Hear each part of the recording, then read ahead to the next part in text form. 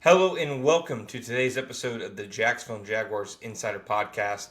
My name is John Shipley. I am your host and beat reporter, and I've been your beat reporter covering the Jacksonville Jaguars for On SI every single day since August 2019, and we are continuing to move forward through another offseason together. As always, you can always find our 100% free 24/7 boots on the ground coverage of the Jacksonville Jaguars when you follow us on social media such as Facebook and Twitter at Jaguars on SI. You can also find us at www.jaguars.com/NFL/Jaguars. Welcome, folks, to today's episode. Today we are going to talk about, it appears to be one of the bigger, really offseason stories right now to me with training camp starting. There are about 30 second-round picks who are currently unsigned. Training camp's right around the corner for most teams. The Los Angeles Chargers opened camp without their second-round pick, Trey Harris. And it appears that second-rounders throughout the entire NFL are on the verge of training camp holdouts. Now, the situation is, of course, the Houston Texans paid their second-round pick, Jaden Higgins, a fully guaranteed deal. Is really the first of many kind of precedents, I think, set in this draft class with contracts. You also saw, Cam Ward get fully guaranteed deal. You saw Travis Hunter get all his money up front, etc. Cleveland Browns then followed suit and signed Carson Schwarzenegger to the same deal. And now you have 30 other second-round picks who are currently unsigned with training camp right around the corner. Folks, the Jaguars have their first training camp practice in about a week. And if you were a team who is opening training camp in about a week and your second-round pick might not be there, that's a potential, massive, massive delay to their development as a rookie. I know, training camp is just training camp. It matters what you do on Sunday. And I also know, there won't be 30 second-round picks who aren't ready for week one, etc. But as rookies, I think you see a massive transition every single year in the early parts of training camp. One of my big mistakes was I saw it with Brian Thomas Jr. last year, and I thought to myself, this guy who's going to be kind of figuring out things all year. He, the first, I'd say, week or two of training camp, you didn't see as many, the standout plays, etc. It felt like he was getting his feet a little wet. And then suddenly he turned it on, against the Kansas City Chiefs in the preseason and the few practices before that, torches the Tampa Bay Buccaneers defense in practice the next week, and then never looks back. So I think even the best rookies can kind of face that tough transition, and the fact that teams around the NFL may potentially have their second-round picks starting, behind the eight ball. I know they were all there for the offseason program, etc., but otherwise, second-round picks across the NFL potentially not going to be there for the start of training camp, and these are guys who you need to be there. Second-round picks are taken high in the draft for a reason. You need them to make an impact early on. And what's interesting is the Jacksonville Jaguars are one of the few teams who aren't dealing with this at all. The Jaguars signed Travis Hunter. I know he was one of the last first-rounders to sign. I truly don't think any of that stuff ever matters. But one of the last guys to sign in terms of the timeline. And what I say don't matters is, the timeline. Obviously, if 30 second-round picks are unsigned all for the same reason, that's obviously pretty significant. But I think in terms of Travis Hunter is one of the last first-rounders to sign, I don't think it was significant. But obviously got a historic deal with his money up front. But because of the Travis Hunter trade, the Jaguars aren't dealing with this entire second-round pick kind of fiasco. They did not have a second-round pick. They traded it to the Cleveland Browns along with the number 5 pick. The first-round pick next year, there were some other picks involved. The Jaguars got a few back, etc., some late picks. But ultimately, if you, cut it down to brass tacks, the Jaguars traded a number 5 pick, a second-round pick, and a future first-round pick for Travis Hunter. As a result, they do not have a second-round pick in this past draft. They still have 2 day 3 picks. They were able to still pick up Caleb Branshaw out of Tulane and then Wyatt Milam, both in the 3rd round. Both guys who they seem very excited about. I think Caleb Branshaw, there's definitely a lot of depth and competition at the safety position. But he's somebody who it's very clear the coaches are excited about. It's very clear that they see a guy who's physical, who's athletic, and who can kind of do the things that they need to show rookies and be coachable to find the field early on. Now, when exactly his role expands, that remains to be seen. Like I said, it's a very tough, competitive room. You have Eric Murray in there. You have Darnell Savage in there, two guys who I think should be the week one starters.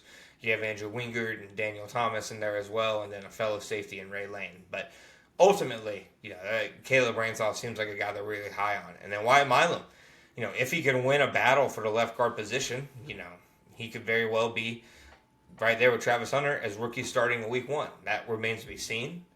There very well could be a scenario where Ezra Cleveland is a starting left guard. I don't think anybody should count him out. I even think that he should probably open up training camp as the first guy getting first-team reps. And obviously, they will see how things are going over the course of training camp, etc. But Wyatt Milam's another guy they're excited about. He's obviously going to get a crack at left guard. It definitely seemed like the way that they talked about him, they think he could even take a crack at offensive tackle if need be in a pinch. I don't think they're thinking that offensive tackle is his full-time position or anything like that. But like Patrick McCarry, very similar, think he can potentially be a guard who can move out there to tackle in a pinch. It's very clear that versatility was big for them when they were looking at offensive tackle guys. Fred Johnson, very similar guy who can play guard and tackle. Same with Chuma Edoga, etc. Everybody they added, really versatile. So ultimately, the Jaguars, without having a second-round pick, still got 2 day 3 guys who they're really excited about and who can potentially play big roles as rookies. That's not to say it's good the Jaguars didn't have a second-round pick. That's not the point I'm trying to make at all. I'm not trying to say it's actually good not to have second-round picks. If the Jaguars had a second-round pick in addition to these guys, the draft class would be even better. But the Jaguars navigated the draft how they did because of the move for Travis Hunter. You have to take that into account. Travis Hunter really counts as their first and second-round pick if you look at it. But because Travis Hunter was a first-round pick who they were able to agree to terms with very easily, they don't have to worry about any of this really second-round pick. Will the rookies be there? Will they not be? Now, of course, this could all very easily be resolved, in mass numbers over the next few days before training camp, etc. And perhaps guys don't even miss that much time if they do miss some time. But, add in all the other rookie contract stuff going on, Shamar Stewart, etc. I think it's just better, to be able to hit the ground running at the start of training camp. I think training camp is the most important time. If it's important for any part of the roster, to me, it's important for rookies. Because getting into the dog days of training camp, I think that's where you see them kind of flip that switch sometimes and take those next steps. And sometimes you can see which guys, they may not be able to rely on early. Which guys may be still developing, coming along. Of course, it's their first training camp. There's a lot of things that are going to be thrown at them. It's going to be some ups and some downs. But ultimately, training camp, to me, is an absolute essential time for rookie draft classes. So I think the focus is obviously big on this draft class heading into training camp. Travis Hunter is the biggest piece of the rookie class that people are going to be looking at, not just in training camp, but during the regular season. Once again, he's one of the stories of the entire 2025 NFL season. I don't remember the last time that was the case. Maybe Minshew Mania?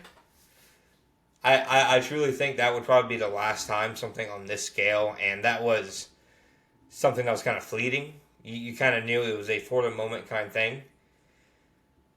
This doesn't feel like it. Especially if Travis Hunter is able to hit the highs and accomplish what he's trying to do, that so many people are, I'm not sure I'd say questioning, even though they are questioning, but so many people simply have expressed some doubt about whether he can do it.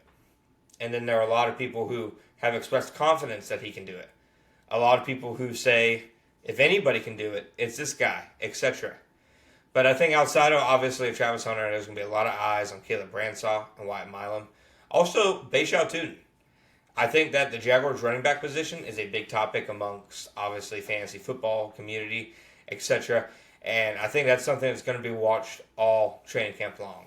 I think when you add in Tootin, Travis Etienne, Tank Bigsby, potentially even LaQuint Allen, you have a mix of guys who can do a lot of different things, and I think that it's going to be tough to really, even throughout training camp, see how things play out for an entire 17-game, theoretical season, how things shake up. But those are definitely going to be some of the top things that I am looking for from the rookie draft class entering the 2025 training camp.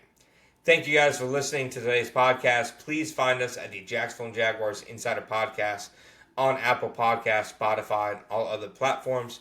You can also find us on YouTube at Sports Videos on SI.